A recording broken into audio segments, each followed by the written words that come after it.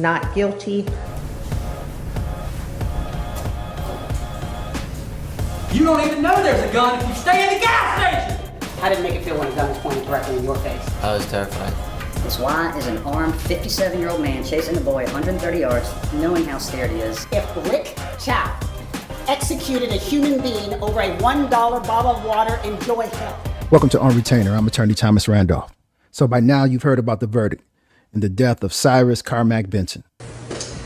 Indictment number 2023 GS 4007440. State of South Carolina, County of Richland versus Chikei Rick Chow. We, the jury, unanimously find the defendant, Chikei Rick Chow, as to the charge of murder, not guilty. Fine number 3024. Did the jury make the right decision in this case? Let's talk about it. This young man is the person who passed away. That's Cyrus Carmack-Belton. Cyrus, at the time of his killing, was 14 years old. This occurred on May 28th, 2023. Cyrus was just finishing the 8th grade. In Columbia, South Carolina, he had on a red sweatshirt and he went to the Shell gas station in his town of Columbia, South Carolina. When you walk into that Shell gas station owned by this gentleman right here, this is Rick Chow. That's the defendant that you saw in the clip that we just played of the verdict being read of not guilty. And Rick Chow worked in that gas station with two of his family members. Those family members are his wife. His wife's name is Alice Chow. Rick Chow is a trained computer scientist. He was originally born in Hong Kong. His wife is a CPA from Malaysia. Also working in that store is their son, Andy, a young man who was working behind the counter on that day on May 28th, 2023. So Cyrus, with his red sweatshirt, walks into the store and he sees a sign that's been there a long time. He's probably seen it before. And this sign requires people who are carrying bags to leave it on, I believe, a cooler that's near the front door. And Cyrus complies with that signage and puts his book bag down. He goes into the back corner of the store where there's a cooler and that contains beverages. And so Cyrus goes and he opens up that cooler and he takes out 4 waters. As he's doing that, he's being watched. And many of you may have had this experience that when you go to purchase an item from a store and there's somebody who is watching what you're doing. Oftentimes in certain neighborhoods, these are Asian stores. And I've heard people complain that when they go into certain Asian-owned establishments, they're watched very carefully. This photo that you're looking at is of Alice Chow actually watching Cyrus Belton getting those 4 waters out of the cooler. At some point, Cyrus puts the 4 waters back into the cooler. Apparently that is not known to Alice Chow and Andy Chow, because when Cyrus comes back towards the front of the store, Andy talks to him and says, "Do you have anything that you want to pay for?" or something to that effect. And Andy notices something heavy appearing in Cyrus's red sweatshirt front pocket. Unbeknownst to Andy, that is not water, that is a firearm. Cyrus gets his book bag and he leaves the store. Under the belief that Cyrus has stolen something, Andy calls out to his father, Rick Chow, who's the defendant. Rick Chow comes out of the back room. He and Andy then pursue Cyrus out of the store. So I want to show you the path that was taken as the 3 leave the store. There's Cyrus, there's Andy, and then there's Rick. They're in pursuit of Cyrus. This is the route that's taken as they leave the store. There is Cyrus, again pursued by Andy and Rick.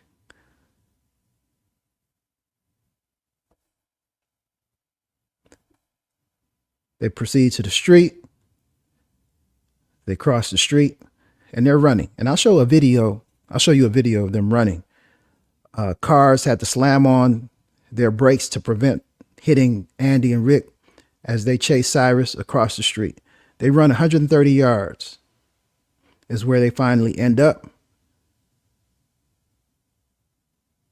This video was taken after the incident, just for court purposes.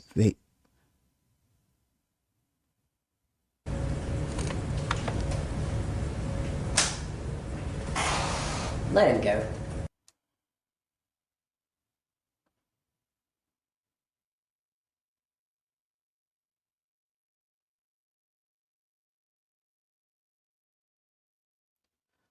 So I'm going to show you a video that shows the route that was taken by Cyrus, pursued by Andy Chow and Rick Chow as they pursued him.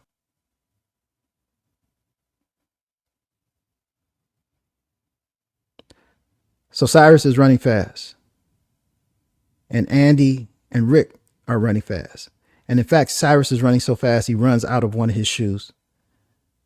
And he's running on one shoe. He drops or throws two telephones, one belonging to him, one belonging to his mother. He runs into the street. Andy and Rick were almost hit by a car. Car had to slam on their brakes to keep from hitting them as they chased Cyrus 70 yards, 80 yards, 90 yards. Cyrus runs past these trees and he trips and falls over a curb. Falls and hits the ground. When he falls, his gun that he's carrying loses a laser light that's combined with a flashlight. It's an attachment to the pistol that he's carrying, and that attachment comes off, and the pistol comes out of his pocket. All parties agree that Cyrus picked up the pistol, and what happens after that is where there's a factual dispute about what happens after Cyrus picks up the pistol. This section of the video that I'm going to show you is the actual video of Cyrus and the Chows chasing him. That's Cyrus in the red sweatshirt. Here come the Chows. Let him go. Just let him go.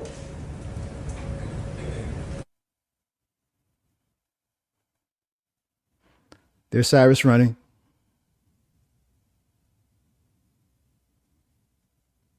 There are the Chows. There's a car that had to stop from hitting them as they crossed the street. When Cyrus trips and falls, he goes to pick up the gun. Andy Chow testifies that Cyrus picked up the gun and while still running away from Andy, reaches back and points the gun at him.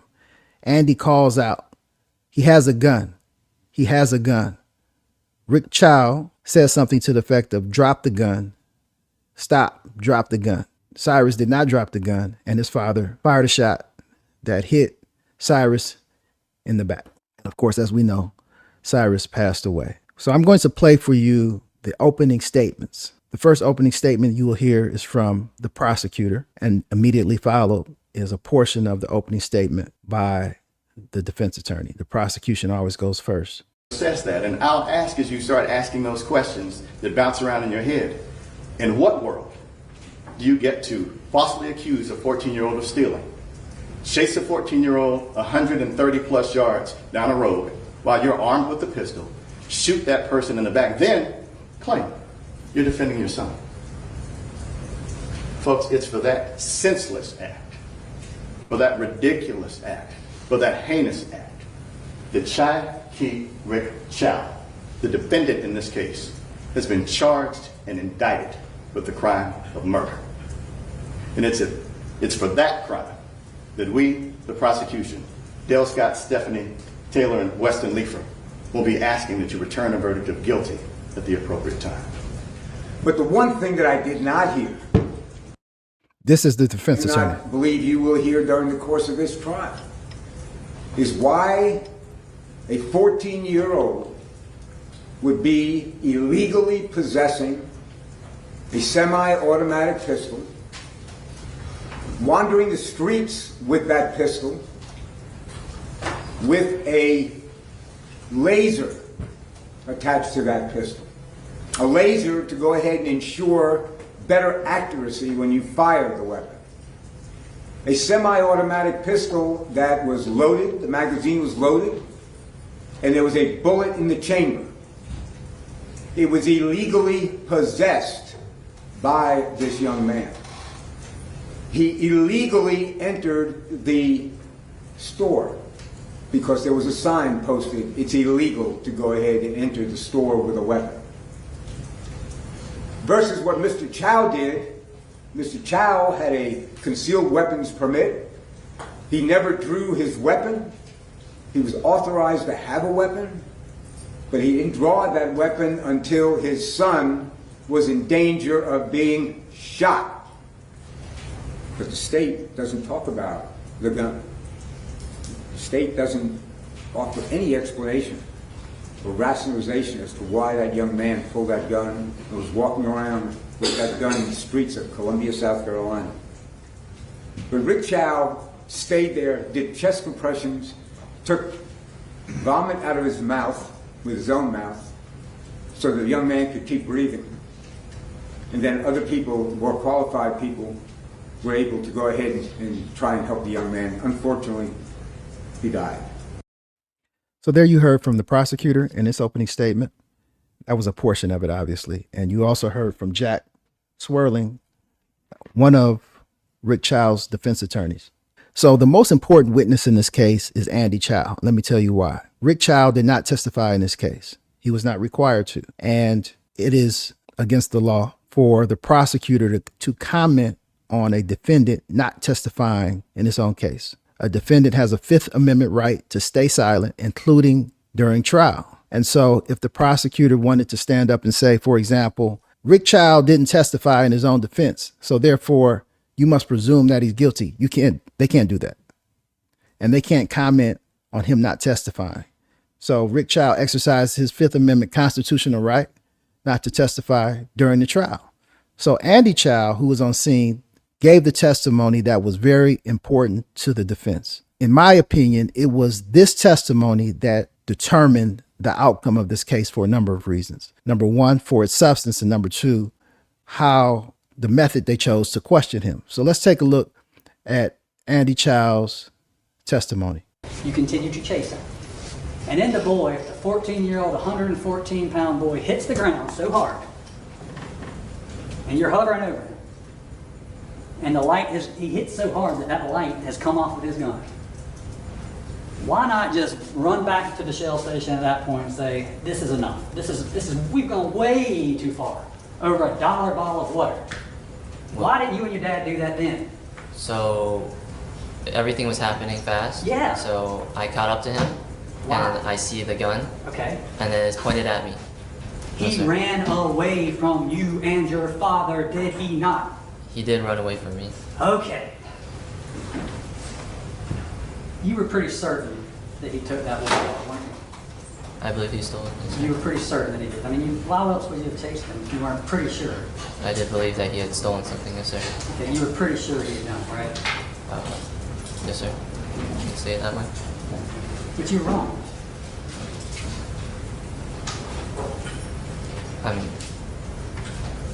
Afterwards I did learn he did not take any.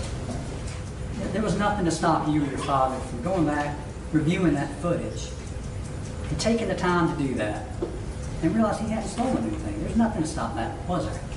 Nothing. That's the prosecution's key to this case.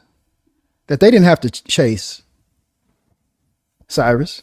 They didn't have to chase him. They had a very complex, intricate surveillance system. And they could have looked at the surveillance system and determined that Cyrus didn't take anything. And the position of the prosecution is that Cyrus would still be alive today if, number one, the Chows had looked at the surveillance system to determine if anything had been taken. And number two, if they had determined or believed that something had been taken, call the police. That you didn't have to chase that young man out of the store, down the street, and confront him. And if the Chows and Rick Chow had not done that, then Cyrus would still be alive today. That's the prosecution's case in a nutshell. And whether Cyrus had a gun or not is besides the point, because that didn't become an issue until after the Chows chased him 130 yards away from the store. And that's the position of the prosecutor, and that's the testimony that they wanted to get out of Andy Chow during its examination of him. Now, at the time that those questions took place, the defense attorney called Andy Chow. They asked him some questions. Then the prosecutor that you just saw, his name is Dale Scott,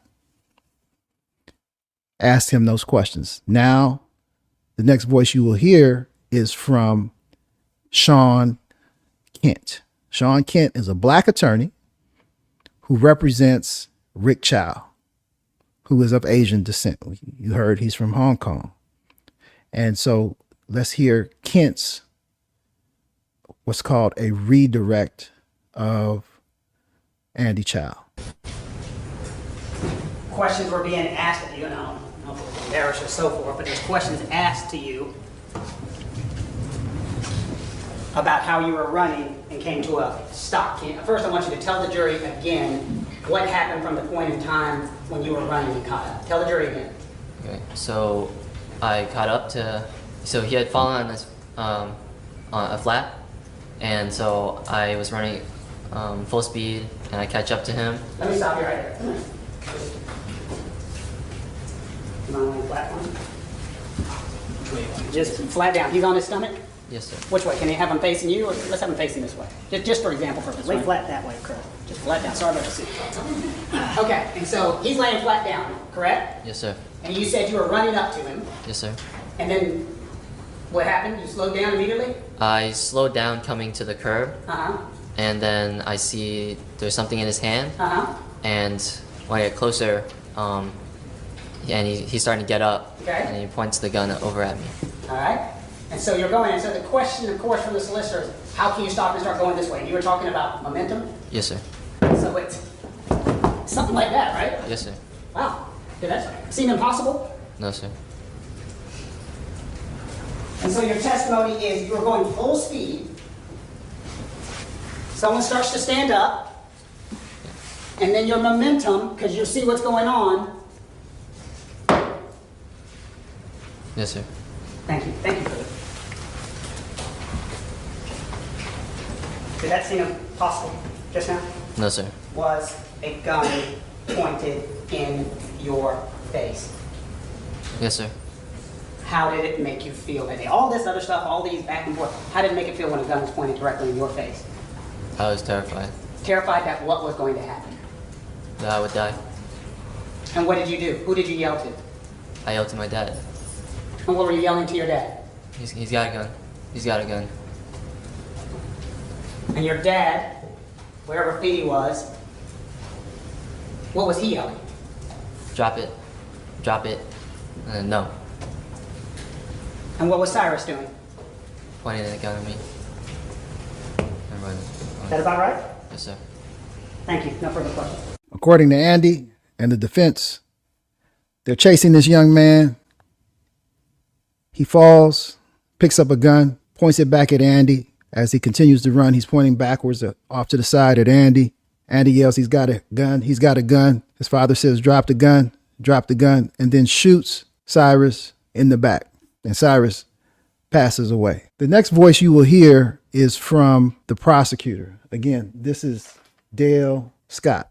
So Dale Scott, after the testimony that you just heard, gets back up. And I believe that Sean Kent, the black attorney, got under Dale Scott's skin with the effectiveness of his redirect examination. Shooting doesn't happen if everybody stays put in the Shell gas station, correct? Yes, sir. Thank you. Dale Scott sits down, and you will hear Sean Kent get up and ask another question. You won't see him on camera, but he asks one question. After Dale Scott just asked, if you had stayed in the store, then Cyrus wouldn't have been shot. It doesn't happen if Cyrus doesn't pull a gun on you either, correct?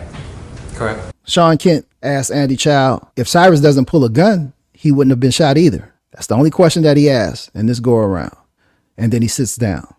So then the prosecutor gets back up, Dale Scott, and look how he acts. And in my opinion, this is when the prosecution lost the case. Thank you. No further questions. You don't even know there's a gun if you stay in the gas station! That's Right? Your Honor. You don't know he's got a gun if you stay put in the Shell gas station, correct? Yes, sir. I'm correct. Yes, sir. Thank you. That is outrageous conduct by the prosecutor. To raise your voice to that level towards a witness that Andy Chow is not the defendant. Andy Chow is not charged with a crime. He has never been charged with a crime. He didn't do anything illegal. Even chasing Cyrus was not illegal. And you have the prosecutor, an attorney, a professional, standing up in court and yelling at the top of his lungs to a witness. And you heard Mr. Kent, the defense attorney, say, Your Honor. That was his attempt to get the judge's attention to say, you need to rein in this attorney yelling at the witness. But I believe that Sean Kent, who is a very experienced attorney, smart attorney, knows that Dale Scott, the prosecutor, was out of control. The only thing that he accomplished by that stunt was making Andy Chow seem sympathetic. That as attorneys, we are instructed and we learn that it's important that when you have a witness on the stand, there's an imbalance of power. A witness on the stand doesn't come to court all of the time. It's an intimidating environment for anybody to be on the stand in front of a bunch of strangers, 12 jurors, plus some alternates, the judge, the court reporter, the court clerk, everybody in the audience. And you have to stand up there. Your father's on trial for his life, and it's very intimidating for him. And the jury understands that. And you have the prosecutor stand up in an environment that he's familiar with and yells and berates the witness. The only thing that Dale Scott accomplished in doing that was making Andy Chow seem sympathetic in the eyes of the jury. That's what happened. And I'm sure that Sean Kent was very pleased that that happened, not because he wanted to see Andy Chow be berated, but he knew that that would only bolster Andy's credibility in front of the jury and make him seem more sympathetic because of what the prosecutor did. And that was the most important witness. I believe that was the most important testimony. There were other witnesses. There were police witnesses. There were other eyewitnesses, and you'll hear about those as we get into the closing arguments. So this is Dale Scott doing the closing for the prosecution. And the way closings work is prosecution goes first, the defense goes next, then the prosecution has an opportunity for rebuttal. So the prosecution gets the last word before the case goes to the jury. But it does seem, as long as guns have existed, boys have been fascinated by them. Required reading when I was in elementary school was Where the Red Fern Grows. And it was all about Billy and his gun and the exploits and the adventures of 10-year-old Billy and his rifle. Or, my favorite movies back then were Tombstone and Young Guns and Predator and Terminator. Just movies about guns and violence. Boys eat it up. I did. So many movies, so much imagery, so many music videos about guns. It's just, we're in America. It's part of life, and boys eat it up. And guns are just a part of life, are they not? Guns are prevalent, and boys gravitate towards guns, whether that's good or not. Was Cyrus right in having a pistol in his pocket May 28th of 2023? No. Was it legal for Cyrus to have a pistol in his pocket May 28th, 2023? No. Has anybody indicated that it was okay or legal or right? No. Did he deserve to die? Did he deserve to die? Why in God's name are two grown men, one armed, chasing a child, because that's what he is, 130 yards? Why in God's name? Cyrus will forever be 14 years old. It'll always be the beginning of summer.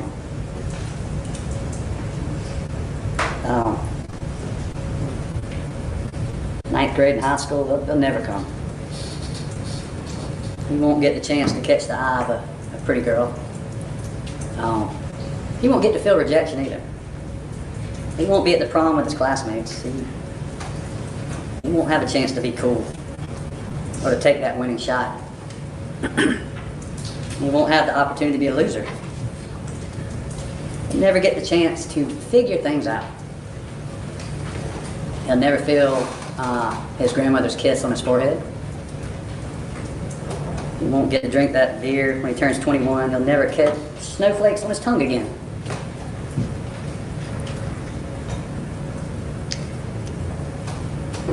He won't get to feel the sun on his face that first warm day of spring.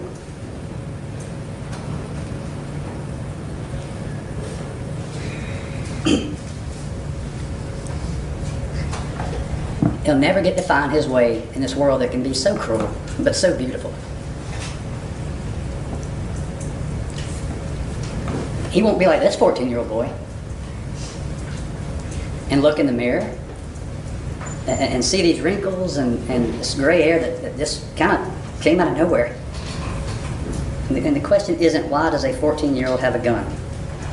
It's why is an armed 57-year-old man chasing a boy 130 yards, knowing how scared he is, and then shooting him in the back. You know this is wrong. The closing argument is the opportunity for each side to, they call it summation because you summarize the case and you highlight the arguments and the evidence that's most favorable to your side. And that's what you just saw from Dale Scott. Now, I'm going to play the closing argument for the defense and also the rebuttal from the prosecution. But I want you to take a look at Sean Kent. And I want you to look at the way he modulates his voice. It goes up, it goes down.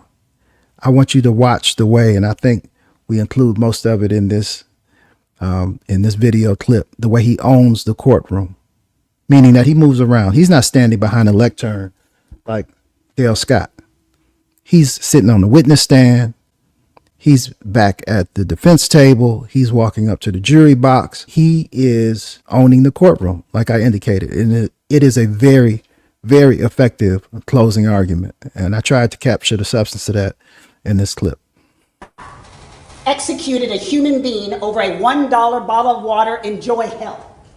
Let's make that clear. If Rick Chow shot a man in the back stealing $1 bottle of water from his store, you do what you will.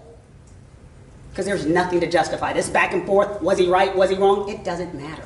Taking a human life over a bottle of water is absolutely ridiculous. It's wrong under any way that you could possibly look at it. He got up running, then my son yelled, "He's got a gun." So when I watched, there was a gun in his hand. That would be some important information for the state of South Carolina to tell you. But they need it to be about $1. They need to scare you. They need to make you afraid. They made you think the great Rick Chow, this evil human being over here, killed a man over $1. And that is disgusting, that is awful, that is abhorrent, but that's not what happened. The rest of the story. The state of South Carolina, for you to make a decision, has come in front of you and said, what witnesses on the stand? Guns aren't that bad. 14-year-old kids have guns all the time. And they had witnesses literally with their hands on the Bible looking at you, talking about, guns are prevalent, it's not that big of a deal. That was the testimony. I didn't make that up. That was the testimony that they submitted. Do I think they believe any part of that? Not a line of that. The solicitor can't say, well, I want it to be illegal for a shopkeeper to go out of the store. Shopkeepers should not be able to follow somebody. That's what I want. Andy, that's what I want. That's not the law. And then there's one last part that he, for some reason, has ignored. Let's say one of you, just one of you for argument's sake, are sitting back there and you say, you know what? I think they are at fault in bringing on the difficulty. It may not be legal, it may not be illegal, but I just don't like the fact that they follow him for 130 yards. I do not like the 130 yards. I do not like the 130 yards. Well, the judge is going to charge you on something on the law, and it's called withdrawal. Let me explain that concept to you. Let's say one of you start a fight. Let's say I start a fight with Mr. Scott. And let's say I go up to him and I say, I'm going to get you. I'm going to take you down. I'm going to hurt you. And I start the fight and I come at him. And I'm about to hurt him. And then all of a sudden I said, you know what? This is stupid. I don't want to do this anymore. And I turn around and I'm like, I'm over this. And Mr. Scott brings a knife and comes out. Well, according to their theory, I got to let him stab me. According to their theory, I got to let him hurt me, even though that I have withdrawn. Well, that is the law of withdrawal. If an individual says, if they withdraw by words or actions,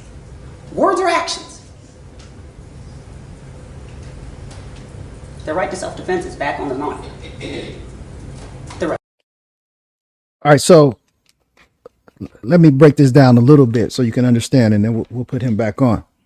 So in South Carolina, the law of defense of others, that's the defense that's being used by Rick Chow. Rick Chow's defense is that Cyrus was about to kill my son, so in order to save my son, I had to shoot Cyrus. I had to shoot Cyrus Benton to save my son's life. Well, the law of defense of others in South Carolina says that there are 4 elements that have to be met. Number 1, the person who is using the defense, in this case Rick Chow, can't be at fault for causing the confrontation. It could be argued that Rick Chow and Andy Chow caused the confrontation. because they chased an innocent young man out of the store under the false belief that he stole some water. The next element, there has to be imminent danger, that the person that you're trying to protect, in this case, Andy, that Rick was trying to protect Andy, who was in imminent danger, meaning that he was about to be hurt. I think they get that one. The defense gets that one. The belief is reasonable if Andy is telling the truth. That Cyrus had the gun pointed at him, the defense gets that point. No other means of escape. A person can't outrun a bullet. So if a person is pointing a gun at you, escape is not practical. And so there's no other means of escape. The defense gets that one. But they lose on the first element, which is you can't be at fault. The law in South Carolina also says that the person who starts the confrontation, in this case, the Chows, even if you believe that, the defense is saying to the jury, even if you believe that the Chows caused the confrontation, once Andy put his hands up and backed up, that's a withdrawal. And that resets the defense of others argument, because then that made Cyrus the aggressor. If Cyrus had dropped the gun or taken the gun off of Andy Chow, then the confrontation would have ended. But Cyrus continued to point the gun at Andy once he had his hands up. Rick Chow says, drop the gun, drop the gun. At that point, Cyrus became the aggressor, according to the defense, and then Rick Chow had the right, and as a father, some would say the obligation, to shoot Cyrus. That's what Sean Kent is arguing here in his closing. So when we talk about the chase, when we talk about why did they run out of the store, when we talk about they shouldn't have gone out of the store, as I told you, you legally have a right. The officer, their own witnesses told you, they legally have a right. This officer with 25 years of experience, dealt with shoplifting, dealt with this, and says, we prefer you not common sense. But then there's a last part of that wasn't on their little pretty board, the right to withdraw. When Andy Chow testified, when he told you what happened, he said, I was following him. I was running after him. He fell. When he got up, he had this gun, and then I went this way. And as his hands were up, remember I asked him directly, the gun was still pointed at you? Yes, sir. You were looking directly at the barrel? Yes, sir. And then what did you hear? I said to my dad, he's got a gun. He's got a gun. And then what did he say his dad said? Drop it. Stop. Drop it. No. Do you find it weird, odd, suspicious that a young man would go into a gas station without any money, with an empty book bag, bullet in the chamber, and then was looking like he was taking stuff off of the counter? But use your common sense and ask yourself, that does seem strange. And the reason we bring that up is that would explain why Andy, who was sitting at the front counter, looking back, is watching this and going, he's acting strange. He's acting weird. He's putting water back up, water back up, water back up. It looked weird to me. And then he came up to the counter with his hands in his hoodie, and there looked to be something heavy in there. I didn't know what it was, and so I asked him, and he did this, and it looked like there was something heavy in there. It was the gun! Did Andy know it was the gun? Absolutely not. But you can understand why Andy would have said there's something strange going on. His behavior, something in the pocket, going weird with the water, that's what was strange. So that is to explain why Andy made the unilateral decision that there was something strange going on here. And then Andy made the decision to follow him out of the store, chase him, run after him, whatever you want to call it, but he made that decision based upon a reasonable belief of what anybody would have thought something strange here.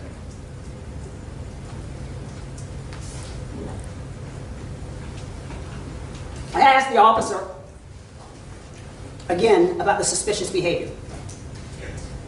That 24 hours, less than 24 hours before he came into the store, he posted this on his social media.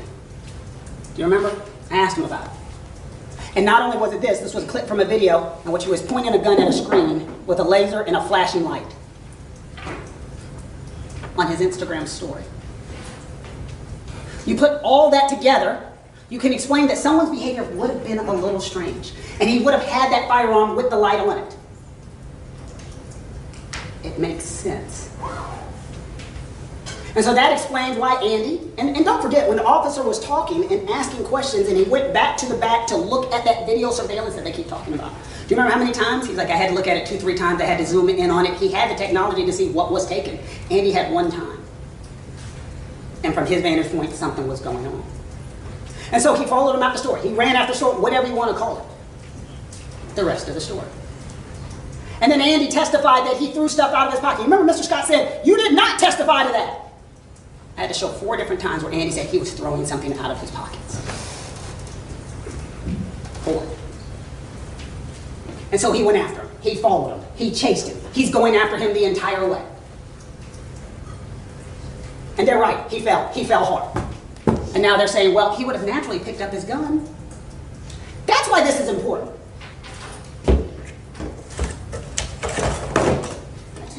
One, he's running and it's in his pouch. He falls.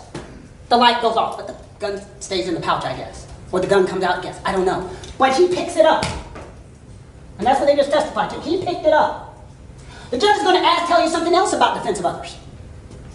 You have the right to act on appearances. And you have the right to be wrong. He's going to tell you that. They just told you. He was running, he fell down, and he picked up a firearm. All this stuff, all this back and forth, he 100% from the state's mouth, he picked up that firearm.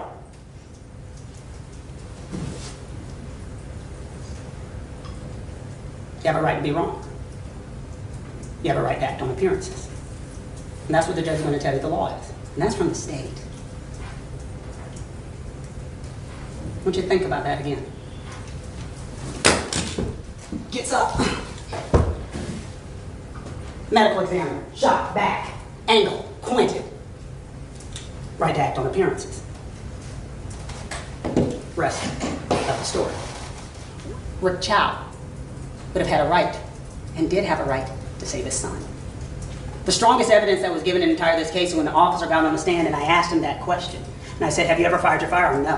Have you had a firearm pointed at you? Yes. I didn't fire. What if someone was pointed at your loved one? Yeah.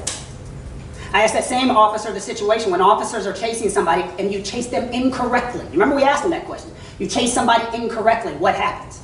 We chase them incorrectly, it does happen. And what would happen if that individual pointed a firearm at you? Remember the example he gave? If someone pointed a firearm as I'm chasing them incorrectly, well, I would tell, and they turned around and pointed a firearm at me, I would tell them, stop, drop it. And if they did not drop it, I would fire. It sounds eerily familiar to this case. And that's some of the rest of the story that the state of South Carolina, for some reason, has chosen not to tell us today. Guns are prevalent, it's not that big of a deal.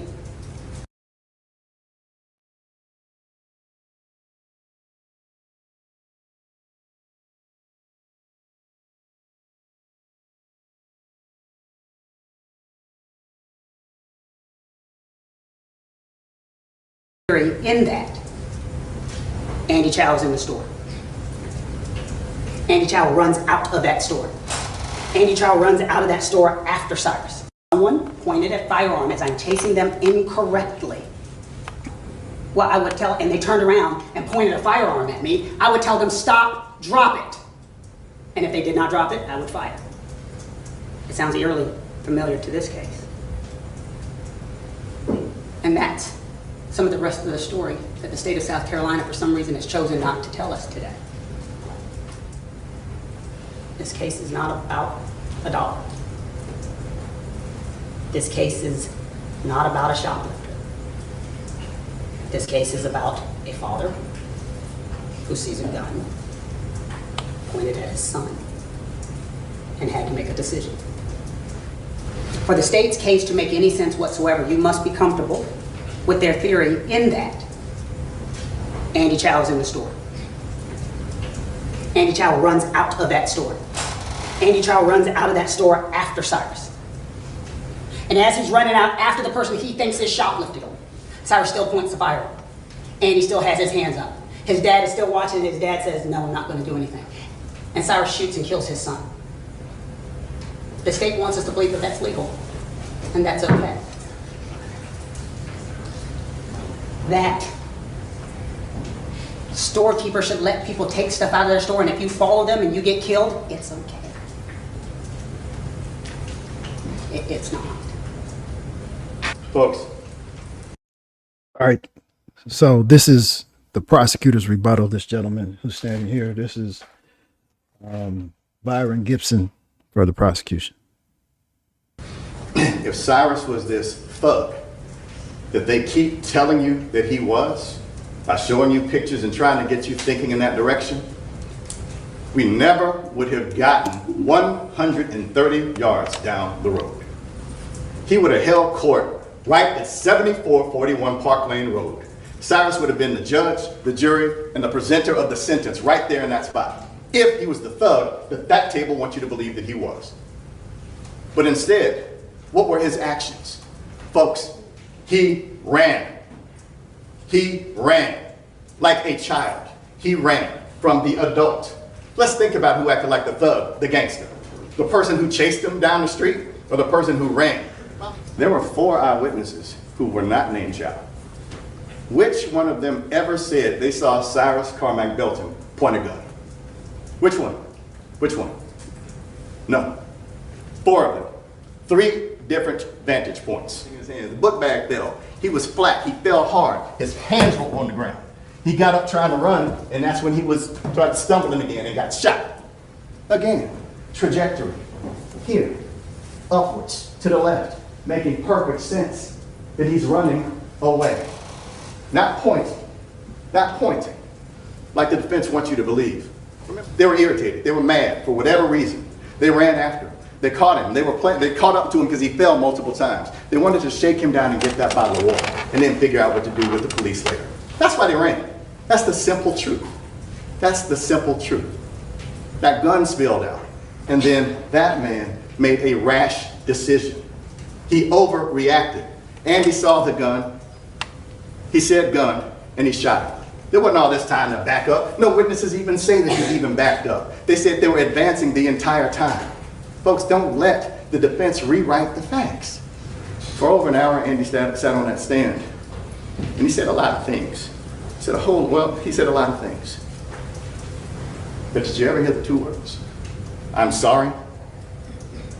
I'm sorry that I wrongfully accused this kid of stealing and chased him down the road. You know why? You didn't hear that? Because he's not. This is about product over people. This is about inventory.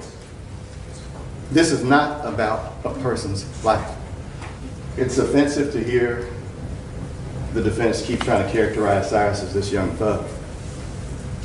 But it's equally offensive to then try to characterize Andy Chow as Mr. Rogers. Excuse me, Rick Chow, the defendant in this case, is Mr. Rogers. You know, the man who chased a kid down, shot him in the back. And then they want to say, well, he was trying to help, clean vomit out of his mouth to resuscitate him. Folks, that's offensive. Because the last face that this scared child saw as he ran away was that man peering over him. Peering over him.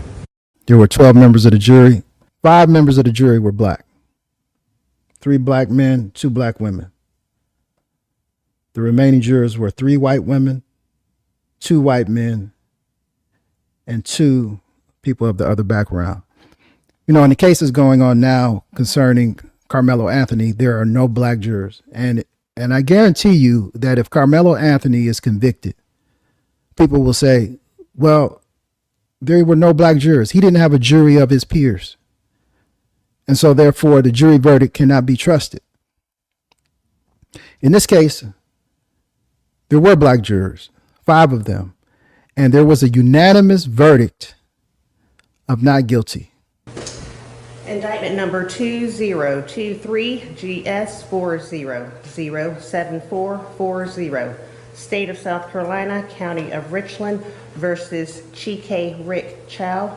We, the jury, unanimously find the defendant, Chikei Rick Chow, as to the charge of murder, not guilty. Defense attorneys, it's their job to represent unpopular people who are accused of heinous crimes. And the Constitution of the United States requires that in order for a jury to find a person guilty, they have to prove that person guilty beyond a reasonable doubt.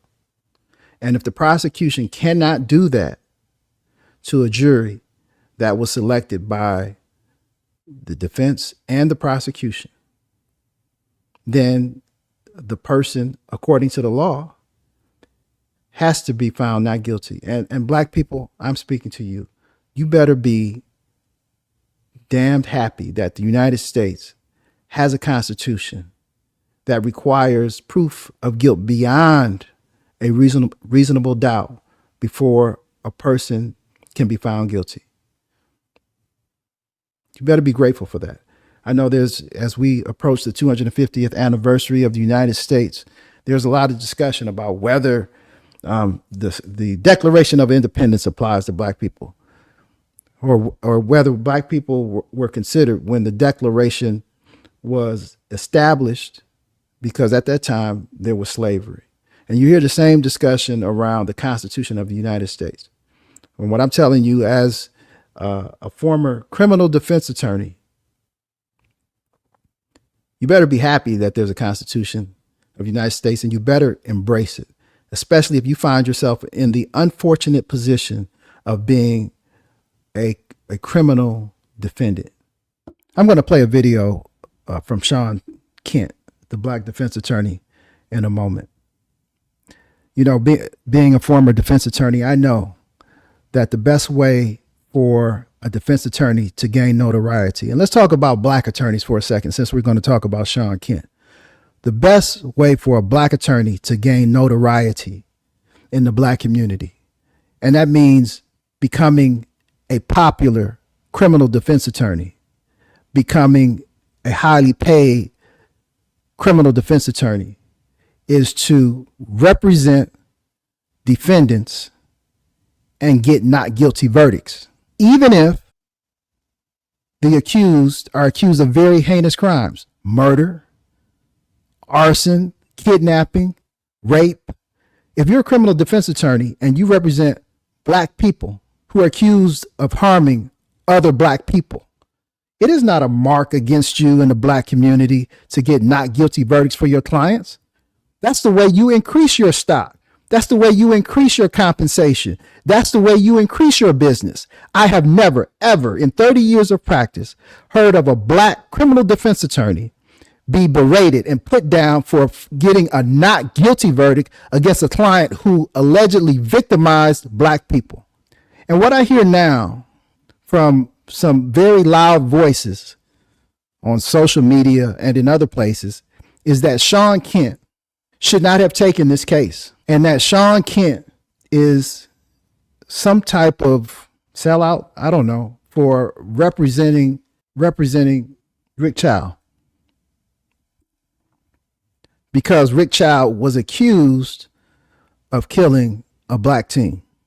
That's a little bit of a contradiction. Sean Kent is a criminal defense attorney. Sean Kent was doing his job, and he did his job very well. But you don't have to hear it from me. Let's hear from Sean Kent about what's occurred ever since he successfully represented Rick Chow along with co-counsel. All and the racist threats and the death messages that myself and my family, I thought I'd address some things. And one of the biggest ones people have asked me is, why would you take on this representation? Now, first, I've been practicing law for over 25 years. Here recently and shortly, and actually throughout that entire time, I've represented 3 African-American males who are accused of raping a little white girl.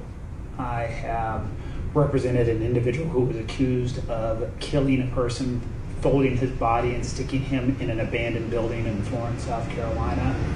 I have represented a young lady who was accused of killing and drowning her newborn baby. I have represented countless individuals who have been accused of criminal sexual conduct, countless individuals who have been accused of child pornography. Represent an individual in Florence who was accused of murder, killing his rival along with his wife, who was also in the car. So there have been countless individuals who I've represented in the past, and so when someone says, why did you take this case? I don't judge. God judges. If you pick and choose who are you going to judge in your cases, it makes you ineffective of what you're doing. And so people say, why this case? Well, why not any of those ones with the outrage that has come forth? As criminal defense attorneys, we represent the Constitution. We represent individuals. And so when people say comments to me, and I've heard a lot of them, like, you didn't have to take this one. Well, I don't have to pay my mortgage either, but if you don't, they end up taking that from you. When the individual came to me and requested representation, that's the second thing. Oh, you're just a token. You were just put on the team because you're black. I'm pretty fucking good at what I do. And I find insult to that for someone who would just say the only reason somebody would ask me for representation is because I'm black. If you check and see the things that I do, I am very damn good at what I do, and I'm a very good lawyer. And I will not apologize for being somebody when someone needs, they contact and want a good lawyer. And the assumption is, which I hate, when someone says they want the best lawyer, by saying that you're saying the best lawyer can't be African American.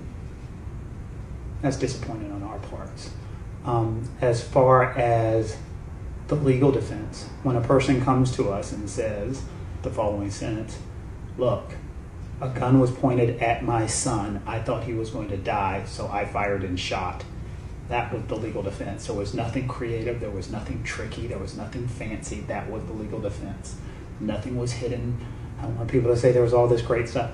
That was the legal defense.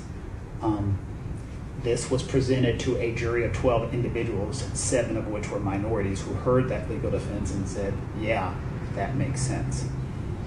I didn't create those facts.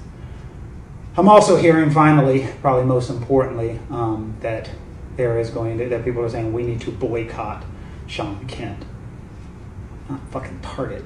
I'm not TJ Maxx. You're going to boycott me, and then someone says we're going to boycott him and we're going to take our problems to a white lawyer. Okay, yeah, that'll show me that we don't need him. Well, enjoy jail, enjoy prison, boycott me if you will, but I will constantly and always fight for what's right. People sending the messages, and there have been some there have been some creative messages. I guess the number one is that you have no eyebrows and stuff like that, which I know is true. So there have been some very creative messages, but there have also been some insulting ones, and there's been a lot of people who have requested phone calls, and I've talked to them. If somebody sends me a message and it's nice and polite and say, I just disagree with what you do, I've picked up the phone and I've talked to them, because I do think a system works better if you have an actual intelligent conversation. I do think there are problems with the way, and let me make this clear. The state of South Carolina did everything that they needed to do in this case. They tried their damnedest to present the case that they wanted to present. There's some very good lawyers in that office who I respect tremendously, and I know they're getting a lot of hate also, which I think is unfair, because they do what they have to do, as do we, and that's what makes the system work. If we do not fight for everybody equally, then the system fails and stops to work. And so I hate it, and I hate it for the young man's family. I hate it for Cyrus's family. I hate it that a young man died. I 100% do. Prosecutor said some stuff that there's a lot of things he is not going to be able to experience in his life, and I fucking hate it. I can't control that part. But I do. It saddens me. It saddens me that a young life has been snuffed out entirely too early, and I think whether people believe it or not, the defendant would agree with that. He felt that he was in a situation that something had to be done or his son would be dead now. That's his position. People disagree with it, but that's his position. And a 12-member jury heard that position and said the same. So again, people who are telling me, I'm getting a lot of the last one, I can't believe you defended that racist, you fucking coon. Racist, you fucking. And you rat. And I finally figured out what those little emojis are that you're putting on my pages. I guess that's supposed to be a coon. You're a sellout, you're a racist. And I'm just like, am I a sellout by showing the world that, you know what? I'm really good at what I do, and I'm going to fight like crazy for you or for anyone else. And so all of the threat messages and all the other situations, I hope down the road, if you need a lawyer, someone is there for you. You get a really damn good lawyer, the best one you can be.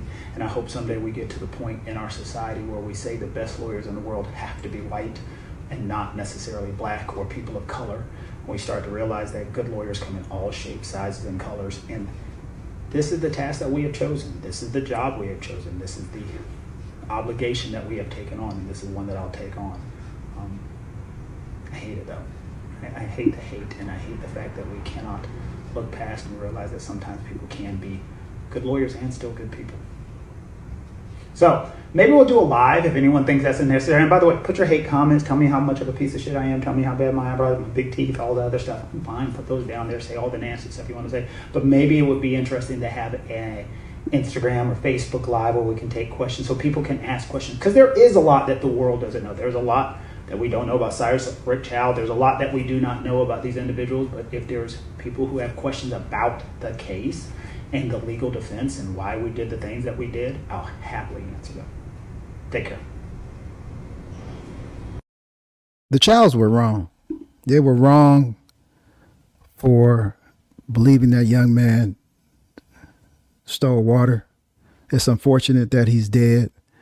They were wrong for chasing him.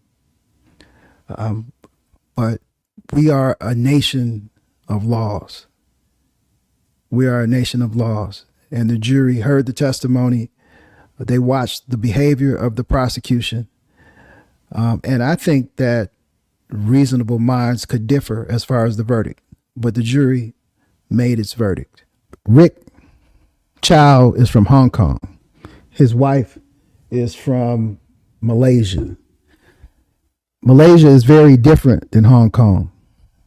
Hong Kong is very different than Tokyo, Japan. Tokyo, Japan is very different than Seoul, Korea. Seoul, Korea is very different than Vietnam. Vietnam is very different than other parts of Asia. So you're going to boycott. What are you going to boycott?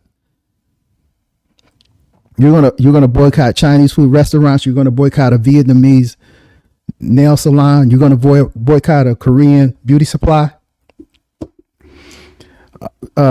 Rick Chow didn't have anything to do with those other businesses. That was one man, or two men if you include Andy. Three people if you include Rick Chow's wife.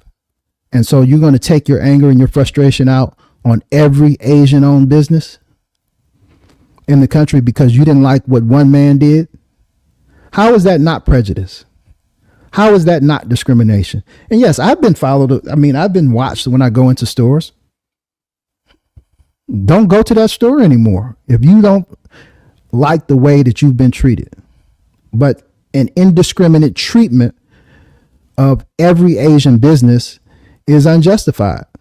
And so you're gonna go to black-owned establishments. Well, maybe you should have been doing that the whole time. Why didn't you do that before? Why haven't you been doing that? And I want to ask you this: as sad as it is, what happened to Cyrus Carmack-Belton, it's very sad. Sad for him. It's sad for his family, and the people who are outraged about what happened and want to express it. How do you express your outrage when the all too common news occurs that young black people have been killed in our communities?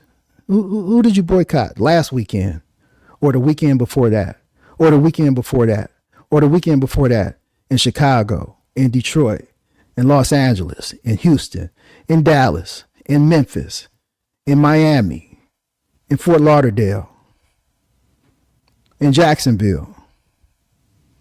What did you boycott? Who did you boycott in Virginia Beach when people are shot? Who did you boycott in Seattle when young people are shot? Who did you boycott? Where was the outrage? And it's sad that what happened to Cyrus, but the selective outrage is intolerable. Again, I think Mr. Kent did an excellent job. And to anybody who has any outrage towards the black defense attorney, not the white defense attorney, just the black one, for doing his job and representing his client and holding the prosecution to the constitutionally mandated burden of proving him guilty beyond a reasonable doubt, which we should be thankful for. I think your anger is misplaced, unwise, and frankly, ridiculous. Thank you for joining me for this episode of On Retainer. I'm attorney Thomas Randolph. See you next time. Bye.